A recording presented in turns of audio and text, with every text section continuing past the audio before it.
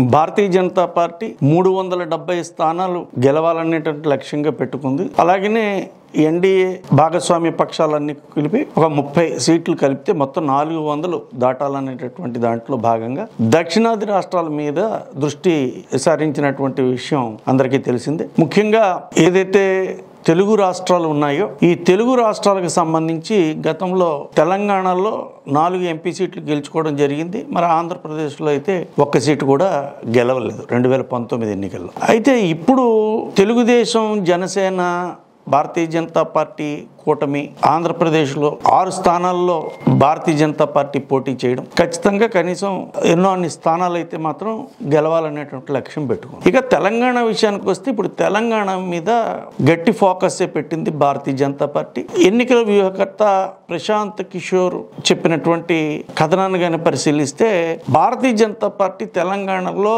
1వ ప్లేస్ కానీ 2వ ప్లేస్ కానీ వస్తుంది అనేటటువంటి భాష్యం కూడా ఆయన చెప్పడం జరిగింది. దీనికి తగ్గట్టుగానే భారతీయ జనతా పార్టీ కూడా తనకి ఎక్కడైతే పట్టు లేదో అక్కడ మరి బీఆర్ఎస్ నుంచి నాయకుల్ని తెచ్చుకొని వాళ్ళకి టికెట్లు ఇవ్వడం కూడా జరిగింది. అయితే ఇప్పుడు భారతీయ జనతా పార్టీ తెలంగాణలో ఒక ఎత్తుగడతో ఉన్నదనేటటువంటి భావన కలుగుతోంది. ఏంటంటే అది బీఆర్ఎస్ ఓట్లని భారతీయ జనతా పార్టీ ఆకర్షించాలి అనేటటువంటి ఒక పథకం రచించినట్లుగా ప్రస్తుతం ఉన్నటువంటి పరిస్థితులు అయితే ఆ భావన కలిగిస్తున్నాయి. ఏమిటి అది అంటే 2023 తెలంగాణ అసెంబ్లీ ఎన్నికలకు ముందు విపరీతంగా కవిత అరెస్ట్ విషయంలో, కవితను రేపు అరెస్ట్ చేస్తారు, ఎల్లుండి అరెస్ట్ చేస్తారు, అయిపోయింది, కవిత కోసం తిహార్ జైల్లో రూమ్ పెట్టారు అని చెప్పి ఇటు బండి సంజయ్ దగ్గర నుంచి మొత్తం భారతీయ జనతా పార్టీ నాయకులందరూ కూడా, ధర్మపురి అరవింద్, వీళ్ళందరూ కూడా రకరకాలుగా ట్రోల్స్ చేశారు. కానీ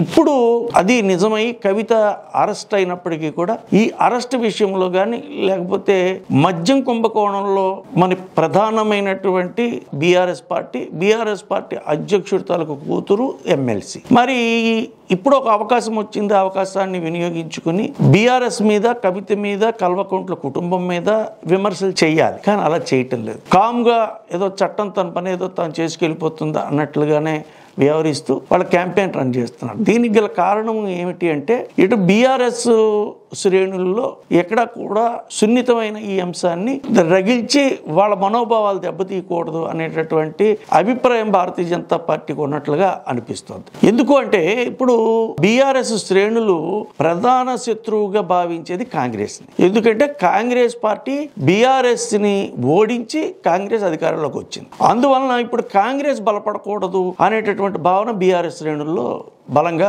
ఉన్నది. కాంగ్రెస్ బలపడకూడదు, రేవంత్ రెడ్డి బలపడకూడదు అనుకుంటే ఖచ్చితంగా ఈ పార్లమెంట్ ఎన్నికల్లో కాంగ్రెస్ కి ఎక్కువ స్థానాలు రాకూడదు. అందువలన కాంగ్రెస్ పార్టీని బీఆర్ఎస్ శ్రేణులు ప్రధాన శత్రువుగా భావించాయి. కాబట్టి ప్రధాన శత్రువుని కొట్టాలి అంటే అక్కడ నెక్స్ట్ ఆల్టర్నేట్ ఎవరు ఉన్నారు అంటే భారతీయ జనతా పార్టీ ఉంది అనేటటువంటి అభిప్రాయం బీఆర్ఎస్ శ్రేణుల్లో కలుగుతోంది. అలాగే కలిగిస్తున్నారు కూడా భారతీయ జనతా పార్టీ నాయకులు అనేటటువంటిది అభిప్రాయం కూడా బలపడుతుంది. ఇక్కడ కేసీఆర్ బీఆర్ఎస్ పార్టీ పరిస్థితి చూస్తే భారతదేశంలో ప్రధానమైనటువంటి 2 పక్షాలు ఐఎన్డీఏ అలాగే ఎన్డీఏ, ఈ 2 కూటముల్లో ఎందులోని కూడా ఆయన కాదు, రాష్ట్రంలో అధికారంలో లేదు. కాబట్టి ఇప్పుడు పార్లమెంటు మెంబర్లుగా గెలిచినా సాధించేది ఏమీ లేదు. కాబట్టి పార్లమెంటు సభ్యులుగా బీఆర్ఎస్ నాయకులు గెలిచినా దానివల్ల ప్రయోజనం ఏమీ లేదు. అందువలన బీఆర్ఎస్ శ్రేణులు భారతీయ జనతా పార్టీ పక్క చూస్తున్నాయి. భారతీయ జనతా పార్టీ అవలంబిస్తున్న ఈ స్ట్రాటజీ కానీ మరి వర్కౌట్ అయితే